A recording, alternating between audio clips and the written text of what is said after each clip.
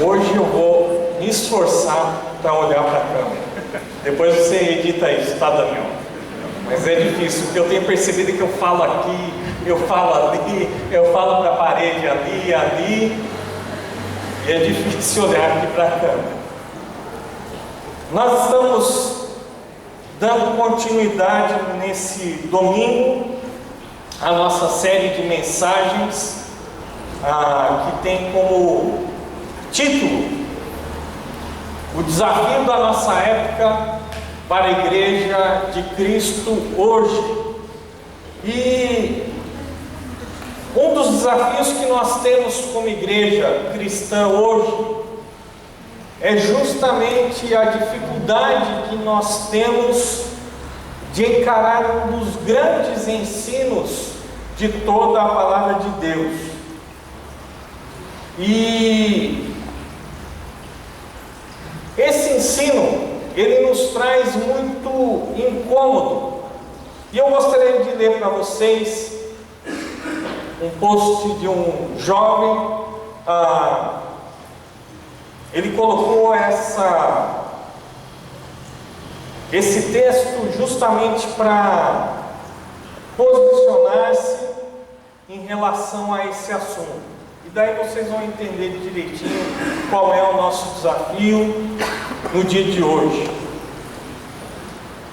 E ele começa dizendo o seguinte: quem não se lembra das inocentes ameaças que os adultos nos faziam com os personagens, o homem do saco e o bicho papão? Olha, não faça assim, senão o homem do saco vai te levar. Ô fulano, durma agora, caso contrário o bicho papão vai te pegar. E normalmente, apesar de não ser o método mais adequado, o adulto conseguia o que queria, ameaçando a criança com esses seres imaginários. Agora, você sabia que existem versões 2.0 do Homem do Saco e do Terrível Bicho Papão, devidamente reformulada para os adultos? Você pode até rir, mas é verdade. Raciocine comigo, diz o autor. Você pode até dizer, mas que adulto irá acreditar nesses seres imaginários? É certo que não acreditarão se os que querem lhes manipular apresentem os personagens com seus nomes originais. Mas se ao invés de ameaçarem usando os nomes Homem do Saco e Bicho Papão, eles trocarem por Deus e Jesus. Alguns podem alegar, mas essas ameaças todas estão na Bíblia, no Apocalipse, blá blá blá. Ele continua: amigo, a Bíblia é uma coleção de mitos e lendas. Pesquise e você verá que o único lugar onde existe o inferno, demônios, pragas, maldições, Deus, anjos, bem como serpente falante, pessoas se assustando por mágica e coisas do tipo, é nas páginas da Bíblia e dentro da cabeça bitolada das pessoas que dão crédito a estas baboseiras. Sorria, o inferno e a ira divina não existem, e é bem provável que não exista Deus algum, pelo menos não do jeito que esse personagem biruta que a Bíblia nos apresenta pode ser chamado de tudo menos de Deus. Muito bem.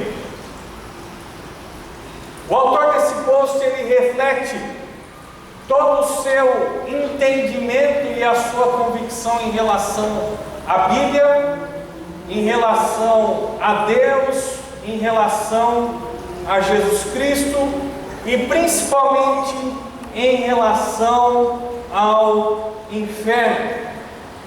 Um dos desafios que nós temos como igreja nos dias de hoje, na nossa época, é justamente o desafio de nós não abrirmos mão desse ensinamento da palavra de Deus, das palavras do próprio Cristo, que falam a respeito dessa realidade. E essa mensagem que eu quero trazer para vocês, bem que poderia ser intitulada da seguinte maneira: uma verdade inconveniente. É isso. É um tema que nos traz desconforto.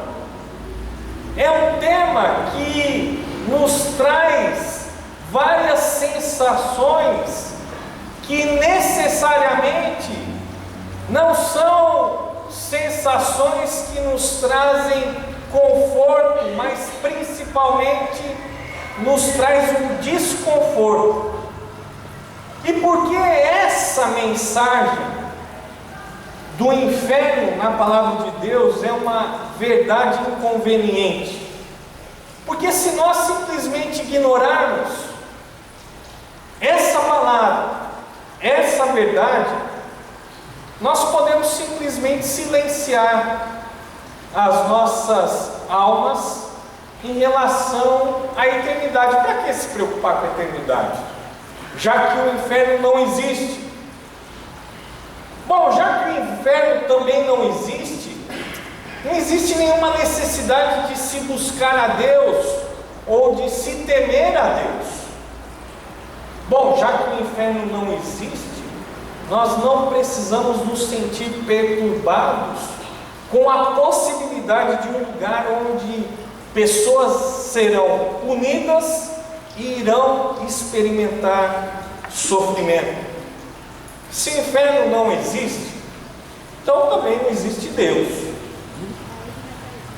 também não existe salvação, não existe Salvador, não existe um Deus que é santo e justo, e também não existe um Deus que é amor e que quer nos salvar desse destino. Se o inferno não existe, então não existe um estado eterno depois dessa vida. Também não existe pecado. Então, vamos viver do jeito que nós queremos. Vamos pecar, não existe nenhum problema. Vamos ver tudo aqui e tudo agora. Vamos embora. Nós estamos perdendo tempo aqui. Vocês estão perdendo tempo aqui. Eu estou perdendo tempo aqui. Nós estamos todos os domingos fazendo absolutamente algo que não tem sentido algum. Tudo isso seria verdade se de fato o inferno não existisse. Eu quero convidar vocês nessa noite a percorrermos alguns textos da palavra de Deus que nos falam sobre o inferno. E eu gostaria que você acompanhasse comigo a leitura desses textos na sua Bíblia. E também eu gostaria que você se segurasse aí no banco e escutasse tudo que a palavra de Deus tem para nos dizer a respeito desse assunto. E depois, então, de você ouvir todos os textos que nós vamos ler nessa noite, você então pode tranquilamente tomar a sua decisão em relação à existência ou não desse lugar que o Senhor Jesus chama como inferno. Mas ouça o que a palavra de Deus tem para nos dizer. Ouça o que o Senhor Jesus fala a respeito dessa verdade que nos incomoda. Nós não vamos ler todos os textos que falam sobre o inferno no Novo Testamento. Seria impossível em 40, 45 minutos nós simplesmente fazermos a leitura desses textos. Então eu vou me deter aqui na leitura de alguns textos do Evangelho de Mateus, e só do Evangelho de Mateus. Abra sua Bíblia comigo então em Mateus capítulo 5. Mateus capítulo 5, e nós vamos fazer a leitura do versículo 22. Mateus 5, 22. Mas eu lhes digo que qualquer que se irá contra seu irmão estará sujeito a julgamento. Também qualquer que disser a seu irmão, racá, será levado ao tribunal. E qualquer que disser louco, corre o risco de ir para o fogo do inferno. Jesus fala várias vezes sobre o inferno. Então, ou Jesus merece crédito, e suas palavras são verdadeiras, ou ele é o maior mentiroso de todos os tempos. E não só um mentiroso, como é um louco, porque esse homem que fala a respeito de vida eterna e que fala também sobre o inferno, já que ele está mentindo, ele morreu absolutamente por nada. Ele fez um sacrifício inútil. Então nós precisamos considerar quem de fato Jesus é e qual valor as suas palavras devem ter em nossas vidas. E aqui ele fala claramente: olha, aquele que se irá contra o seu irmão está sujeito a julgamento. Aquele que disser racá, ou seja, cabeça oca, cabeça de vento, vai ser levado ao tribunal. E aquele que disser louco, corre o risco de ir para o inferno. E o contexto aqui desse texto nos fala o seguinte: que Jesus está explicando de uma maneira muito clara como funcionam os mandamentos da lei de Deus. E naquela época existia uma grande confusão, porque as pessoas tentavam diminuir a abrangência da lei de Deus.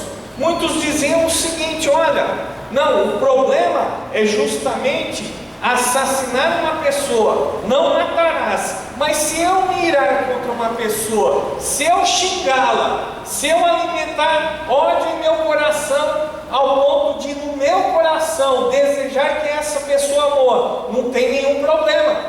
E não é isso que Jesus está dizendo. Ele está dizendo que tanto o homicídio como o ódio quebram a vontade de Deus, quebram a lei de Deus. E essa pessoa então que diz isso, louco, e talvez eu e você já dissemos coisas muito piores do que isso, Jesus é claro em dizer: olha, corre o risco de ir para o fogo do inferno. Essa palavra inferno, ela tem uma origem muito interessante. Ela vem do grego gênero. E esse gênero, ele era uma referência a um lugar ao sul de Jerusalém, que durante o período dos 6 era um lugar onde foi construído vários altares para deuses pagãos, para os outros deuses, e nesses altares eram feitos vários sacrifícios de crianças. Era o Vale de Inom.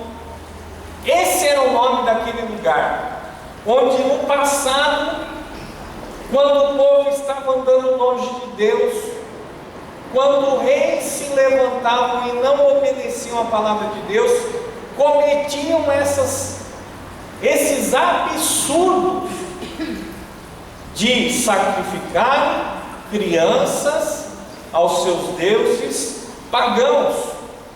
Muitos acreditam que foi construído uma lareira para que as crianças fossem queimadas nesse lugar. Tempos mais tarde, esses altares foram destruídos, nesse lugar foi proibido esse tipo de absurdo, esse tipo de culto, esse tipo de sacrifício a esses falsos deuses. E aquele vale de Inom se transformou num grande lixão. Todo o lixo da cidade de Jerusalém era depositada nesse vale. Nesse vale, então, existia a queima desse lixo dia e noite. É essa a ideia que Jesus está querendo resgatar na mente da sua audiência. O inferno é esse lugar que nos lembra muito o Vale de Inom, esse lixão que queima dia e noite. Vamos abrir agora as nossas Bíblias em Mateus 5, um pouquinho à frente aí, versículo 29. E Jesus continua dizendo o seguinte: se o seu olho direito o fizer pecar, arranque-o e lance-o fora. É melhor perder uma parte do seu corpo do que ser todo ele lançado no inferno. Versículo 30. E se a sua mão direita o fizer pecar, corte-a e lance-a fora. É melhor perder uma parte do seu corpo do que ir todo ele para o inferno. Essas palavras que Jesus agora diz não se referem mais à questão do homicídio ou do ódio no coração, mas agora ele fala de um outro tema que está relacionado às leis de Deus. Fala sobre a questão do adultério, e Jesus fala o seguinte: olha, o pecado não está simplesmente no fato de alguém adulterar, mas Jesus, ele expande esse conceito, porque ele diz assim: olha, se um homem olhar com intenção impura para uma mulher e desejá-la, já cometeu adultério com ela no seu coração. Então Jesus diz assim: olha, se tem alguma coisa que te faz pecar, arranca isso fora. É melhor você se sacrificar e tirar da sua vida isso que te faz errar, do que você ser lançado no inferno. É isso que Jesus está falando. Aguente aí. Vamos continuar. Mateus capítulo 7, versículos 13 e 14. A palavra de Deus diz assim: entrem pela porta estreita, pois larga é a porta e amplo o caminho que leva à perdição, e são muitos os que entram por ela. Como é estreita a porta e apertado o caminho que leva à vida, são poucos os que a encontram. Aqui Jesus está desenhando algo que poderia ser facilmente visualizado por todas as pessoas. E ele diz o seguinte: olha, vocês têm que entrar pela porta estreita, porque a porta larga, essa porta larga tem um caminho que também é amplo, e esse caminho e essa porta amplas, eles conduzem à perdição. Mas vocês não devem escolher essa porta, vocês não devem escolher esse caminho. Pelo contrário, vocês têm que escolher a porta e o caminho que são estreitos, apertados, porque é essa porta estreita, é esse caminho estreito que conduz à vida. Uma conduz à perdição, outra conduz à vida. Vamos agora abrir as nossas Bíblias em Mateus capítulo 10, versículo 28.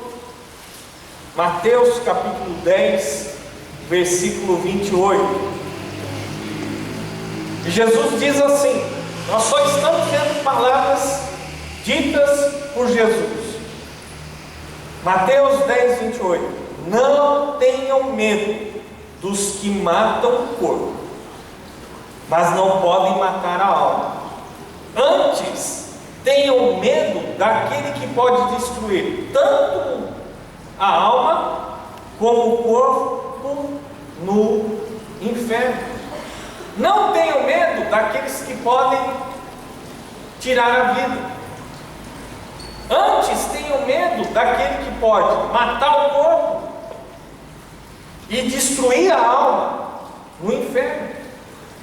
Jesus diz essas palavras justamente para os seus discípulos, uma vez que eles sabiam que iriam enfrentar oposição, que pessoas iriam rejeitar a sua mensagem, que até mesmo iriam persegui-los, que até mesmo iriam usar de força e violência contra a vida dos discípulos. Jesus os relembra: não tenham medo desses que podem matar o corpo, mas antes tenham medo daquele que pode matar o corpo e destruir a alma no inferno. Mateus capítulo 11, versículo 23. Mateus 11, 23. A palavra de Deus diz assim: palavras do Senhor Jesus Cristo. E você, Cafarnaum, a cidade de Cafarnaum e o seu entorno, será elevado até o céu? Não, você descerá até o Hades, o inferno. Se os milagres que em você foram realizados tivessem sido realizados em Sodoma, ela teria permanecido até hoje. Jesus está trazendo aqui uma palavra de juízo para o povo de Cafarnaum, povo esse que ouviu a palavra de Jesus, não somente ouviu, mas viu os sinais e maravilhas que ele operou entre eles. E mesmo eles tendo ouvido as palavras de Jesus, e mesmo eles tendo visto os milagres, os seus sinais, as suas maravilhas, eles endureceram o seu coração e rejeitaram a Cristo. E olha que interessante, porque ele diz assim: olha, Cafarnaum, se isso que eu fiz diante de vocês tivesse acontecido diante da cidade de Sodoma, aquela cidade do Antigo Testamento que nós conhecemos bem, que Deus mandou fogo e enxofre dos céus e destruiu toda aquela cidade, Jesus disse: se eles tivessem visto isso, essa cidade não teria sido destruída, porque os habitantes de Sodoma com certeza não iriam manter o coração incrédulo. Continuando, Mateus capítulo 18.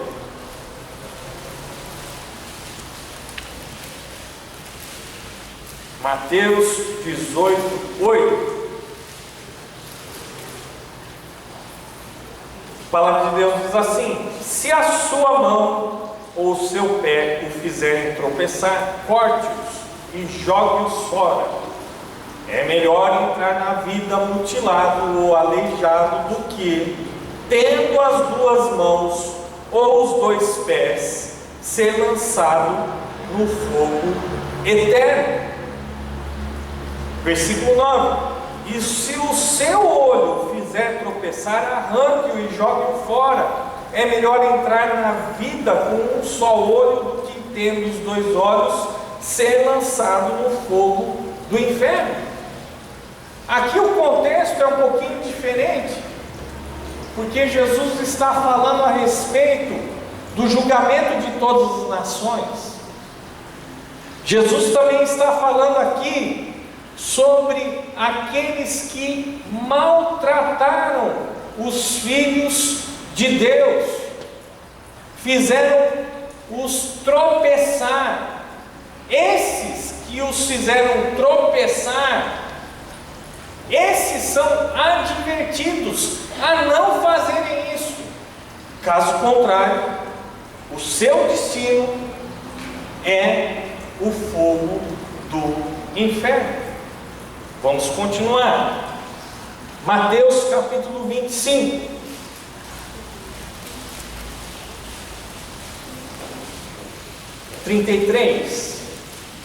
E a palavra de Deus diz assim, em Mateus 25, 33.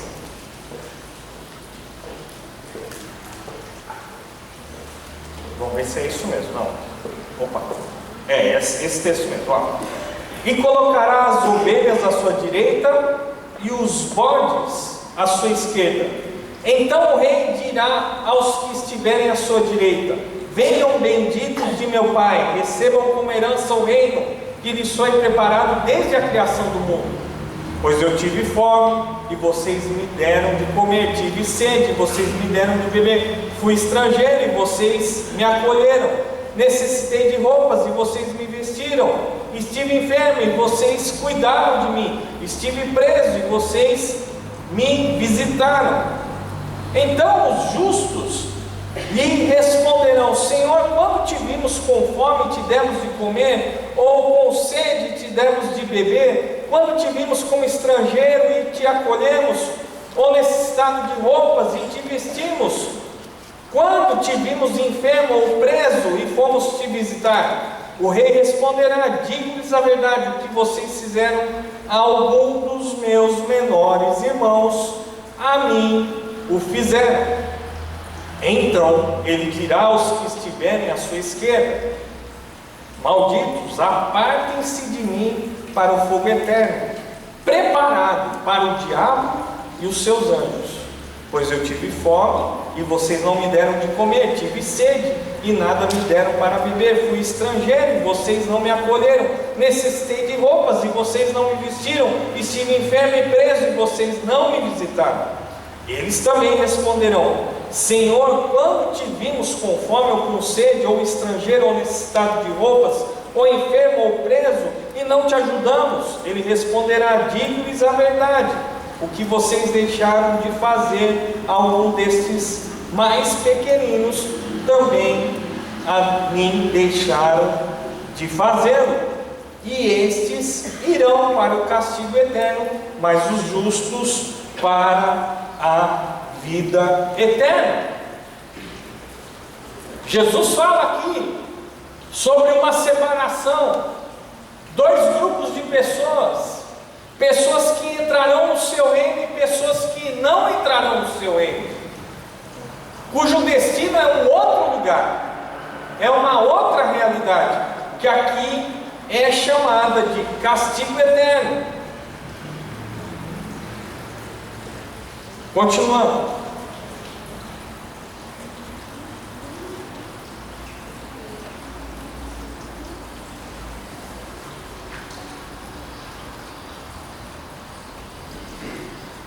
O que nós podemos ver nessas palavras que Jesus nos declara? Que sentimentos isso traz à nossa vida?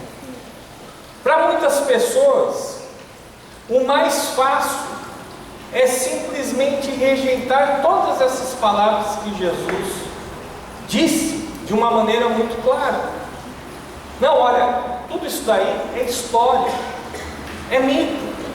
Essa história de inferno, de Deus, de Jesus, é a história moderna do homem do saco. É a história moderna do bicho papão. Tudo isso é mentira.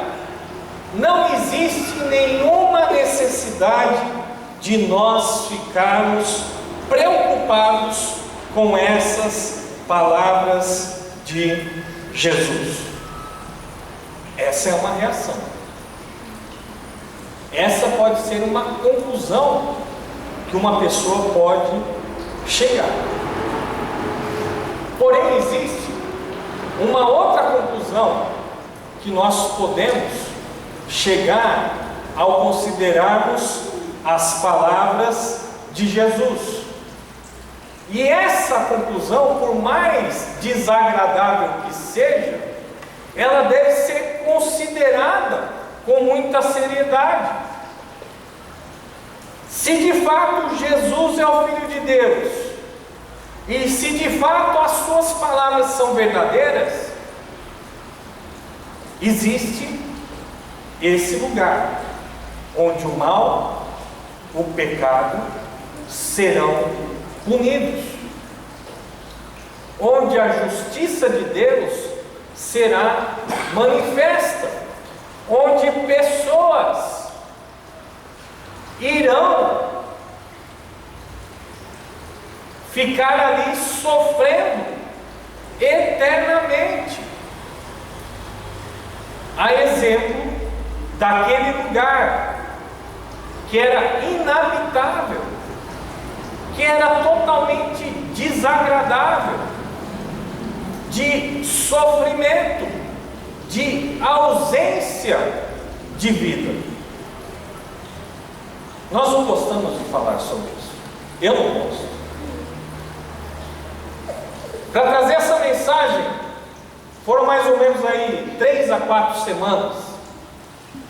Mas o fato é que essa mensagem está na Bíblia, e ela tem sim a sua importância, gostando você ou não, gostando eu ou não,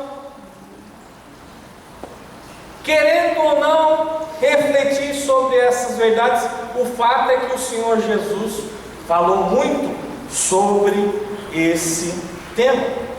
O problema com a questão do inferno é o seguinte: é que nós temos dificuldade em conciliar a realidade do inferno com o amor de Deus. Essa é a dificuldade. Não pode ser. Deus não é um Pai de amor. Deus não é um Deus generoso, misericordioso. Não, Ele ama. Ele é um Pai de amor. E um Pai de amor jamais poderia criar um lugar desse. Isso não combina com o atributo de Deus, que nos fala que Deus é misericordioso e que Deus é amoroso. Essa é a grande questão.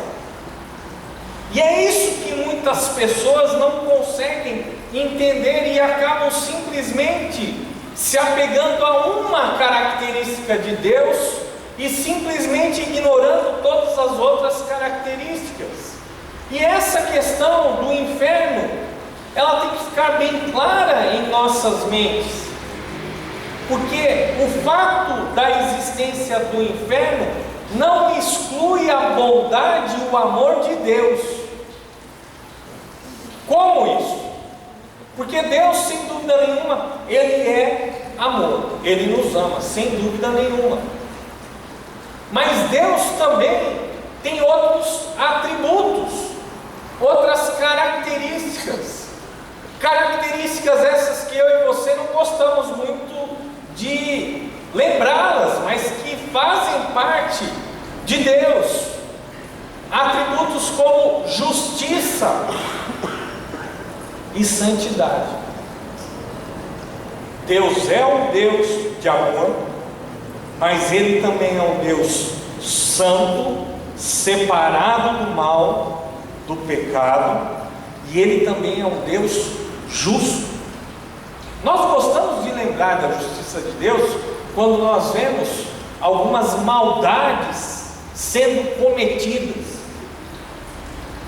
quando nós nos deparamos com algumas notícias que nos chocam, de homicídios, de violência contra crianças e tudo mais. Nesse momento nós lembramos, um dia essas pessoas terão que prestar contas a Deus, mas nós não nos atentamos ao fato de que Deus, Ele é um Deus santo e, portanto, totalmente separado do pecado e do mal. E nós esquecemos que a Bíblia declara de uma maneira muito clara, em Romanos 3,23, que todos pecaram e estão destituídos, carecem da glória de Deus, estão separados de Deus, porque são pecadoras. E isso inclui todos, a começar por mim. Todos nós somos pecadores e por isso estamos destituídos da presença de Deus. Essa é a realidade. Mas alguém pode dizer o seguinte: mas eu não sou pecador assim não, pastor. Calma aí. Eu nunca matei, eu nunca roubei, eu nunca adulterei. Então, não. Tem muita gente aí que merece mesmo ir para o inferno, merece estar separado de Deus, mas eu, de jeito nenhum.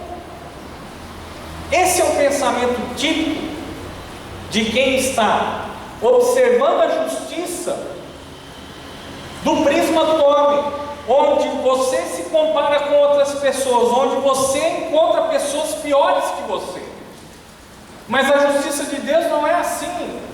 O padrão que Deus usa não é a comparação entre você e outra pessoa, entre eu e outra pessoa, mas o padrão que Ele usa é a sua santidade. E Deus é perfeito. E infelizmente, eu e você não somos perfeitos. Eu nunca matei. Já ficou com raiva de alguém? Já xingou alguém de louco? De cabeça a outra? Pior? Eu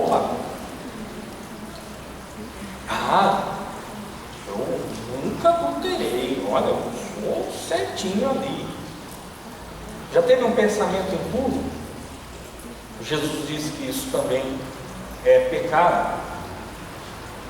Essa questão da seriedade dos nossos pecados, ela pode ser vista de uma maneira melhor quando nós lembramos do princípio da dignidade. E eu tenho compartilhado isso principalmente nas nossas reuniões de célula. E o princípio da dignidade diz o seguinte: olha, se eu tirar o meu sapato e jogar na sua cabeça, não vai acontecer absolutamente nada. O que vai acontecer, você vai ficar nervoso, vai querer bater em mim. Talvez. Mas se eu pegar o meu sapato e jogar na cabeça da Dilma, aí eu vou ter um problema. Eu vou provavelmente preso por agredir uma autoridade. As nossas ofensas, elas são dirigidas à pessoa de Deus, um Deus que é infinito. Então, as nossas ofensas diante de Deus constituem algo extremamente sério e grave.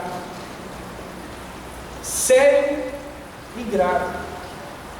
Todos pecaram, estão destituídos da glória de Deus. Eu nunca pequei, está pecando agora, está mentindo. Não tem.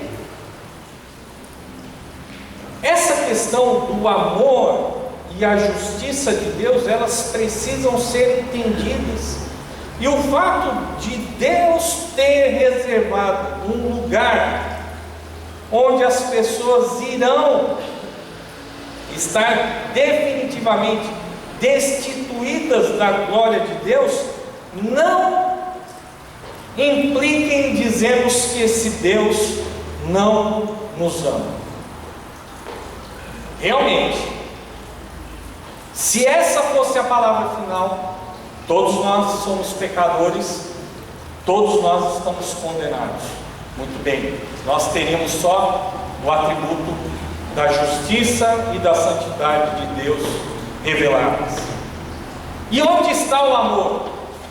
E o amor de Deus, ele se revela justamente num texto tão conhecido da maioria de nós, que é justamente o Evangelho de João, capítulo 3, versículo 16, que nos diz o quê?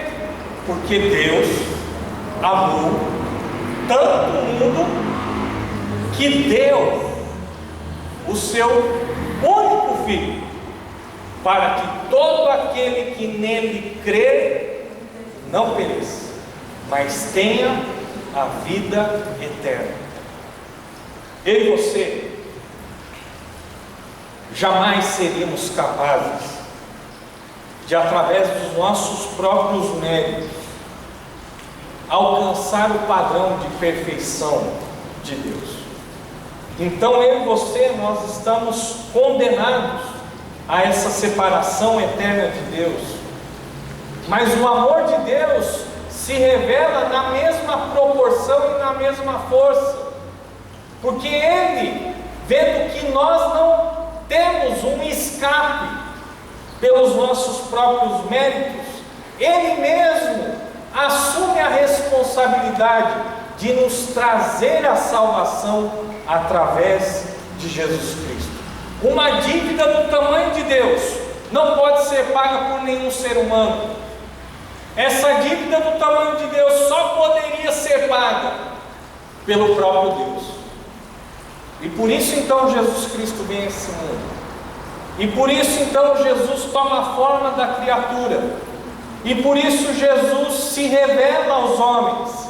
E por isso Jesus entrega a sua vida deliberadamente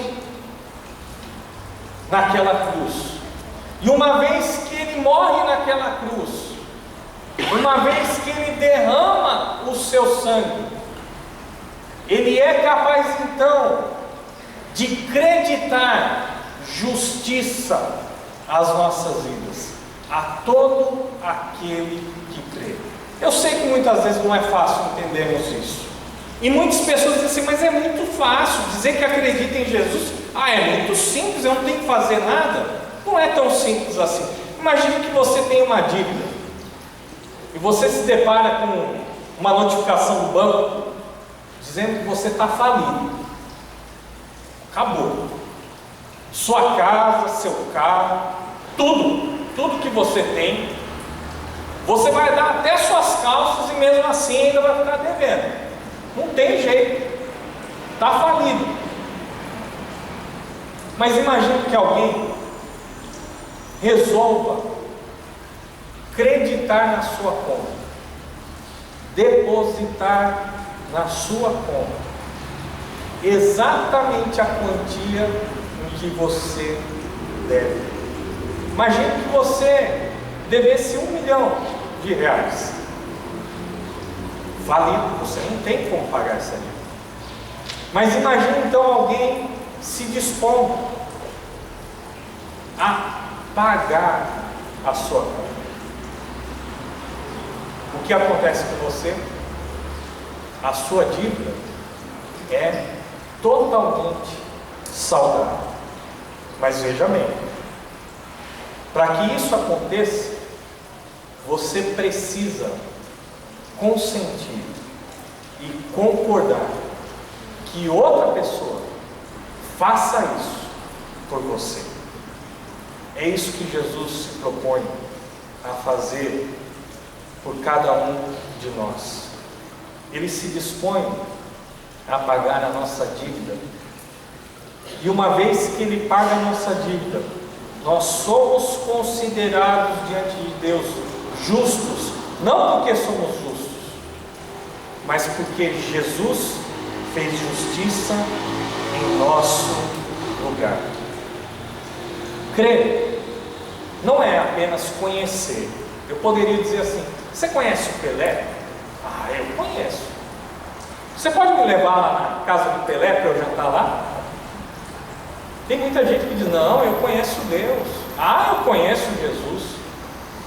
Mas não conhece de fato. Porque crer é ter relacionamento, é algo experimental. Eu não somente sei que Ele é Salvador, mas Ele de fato é o meu Salvador pessoal. Não sei quantos de vocês conhecem a história do grande evangelista John Wesley, um dos fundadores do que depois se tornou a igreja metodista. Esse homem foi um dos grandes evangelistas que o mundo conheceu. Em um determinado momento ele resolveu fazer uma viagem para os Estados Unidos. Ele era da Inglaterra. E nessa viagem de navio, ele se deparou com uma grande tempestade. E nessa tempestade, Wesley acreditou de fato que ele iria morrer. E ele ficou apavorado. Enquanto ele lidava com os seus temores, ele percebeu que existia um outro grupo de cristãos que não estavam apavorados. Pelo contrário, estavam tranquilos, cantando hinos em meio à tempestade. O navio não veio a pique. E o Wesley então se aproximou daquele grupo. Ele já era pastor naquela época, já era missionário. E ele diz o seguinte: olha, como que vocês conseguiram manter a calma? Vocês não ficaram com medo de morrer? Então um daqueles homens daquele grupo perguntou para Wesley: você conhece a Jesus? E o Wesley, sem piscar, respondeu: Ele é o Salvador do mundo.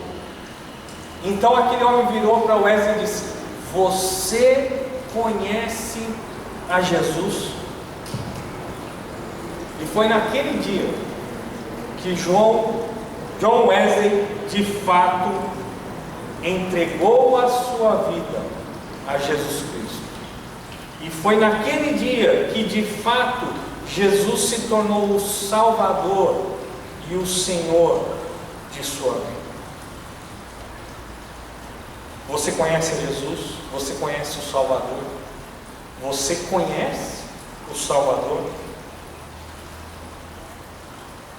Existem algumas coisas que nós precisamos encarar com as palavras de Jesus. A Bíblia nos diz lá em Hebreus 9:27 que está destinado ao homem morrer apenas uma vez, e depois disso o juízo. Uma vida, uma morte e um juízo. Não existem segundas, terceiras chances. Também na Bíblia Sagrada nós não encontramos nada que se pareça ou embase a doutrina do Espiritismo quanto à reencarnação. Não existe. Também nós não encontramos na Bíblia nada que nos fale que depois dessa vida, aqueles que não estiverem em Cristo simplesmente vão desaparecer. Suas almas serão aniquiladas. Não é isso que a Bíblia diz. Não é isso que Jesus nos ensina. E por que eu estou trazendo essa palavra para vocês nessa noite? Sabendo de todos os perigos e do incômodo que isso traz. Porque eu não poderia simplesmente ver alguém doente, cujo fim será a morte. Eu não seria capaz de ver uma pessoa nessa situação, sabendo que existe um remédio, uma cura. E porque eu tenho medo de incomodar essa pessoa, e porque eu tenho medo de confrontá-la, eu simplesmente calo a minha boca e não lhe apresento a cura para a sua vida. Você acredita no inferno? Não sei. O fato de você não acreditar não muda absolutamente nada. Dizem que alguns índios da Bolívia nunca viram o mar. E eles não acreditam que é possível ter uma grande quantidade de água. Mas o fato daqueles índios nunca terem visto o mar, e o fato daqueles índios não acreditarem na existência do mar, não faz com que o mar não exista. Abaixe sua cabeça, feche seus olhos. Senhor Deus, nosso Pai, Nesse momento nós queremos